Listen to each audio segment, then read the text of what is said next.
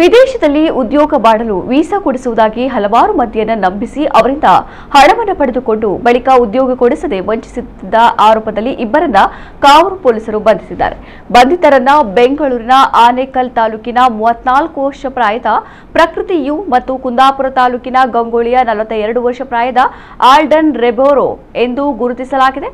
Kavoor police ಠಾಣಾ ವ್ಯಾಪ್ತಿಯ ಹಲವಾರು ಮಂದಿಗೆ ವಿದೇಶದಲ್ಲಿ ಉದ್ಯೋಗ ಮಾಡಲು ವೀಸಾ ಕೊಡಿಸುವುದಾಗಿ ಹೇಳಿ 1 ಕೋಟಿ ರೂಪಾಯಿಗೂ ಅಧಿಕ ಹಣವನ್ನು ಪಡೆದುಕೊಂಡು ವಂಚಿಸುತ್ತಿರುವ ಬಗ್ಗೆ ಪ್ರಕರಣ ದಾಖಲಾಗಿತ್ತು. ಆರೋಪಿಗಳು ಜನರಿಂದ ಪಾಸ್ಪೋರ್ಟ್ಗಳನ್ನು ಪಡೆದುಕೊಂಡು ಮನೆಯಲ್ಲಿ ಅಕ್ರಮವಾಗಿ ಇರಿಸ್ತಾ ಇದ್ರು ಎಂದು ಆರೋಪಿಸಲಾಗಿದೆ.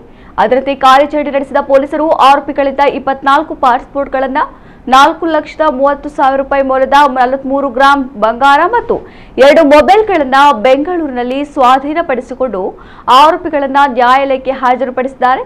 ಮಂಗಳೂರು ಉತ್ತರ ಉಪವಿಭಾಗದ ಎಸಿಪಿ ಶ್ರೀಕಾಂತ್ ಕೆ ಮಾರ್ಗದರ್ಶನದಲ್ಲಿ ಕಾವೂರು ಠಾಣೆ inspector Raghavendra M Baindur, sub inspector Mallikarjuna Biradar, ಸಿಬ್ಬಂದಿ ನಾಗರತ್ನ, ರಾಘವೇಂದ್ರ, ಪ್ರವೀಣ್, ರಿಯಾಸ್ ಕಾರ್ಯಾಚರಣೆಯಲ್ಲಿ ಭಾಗವಹಿಸಿದ್ದರು.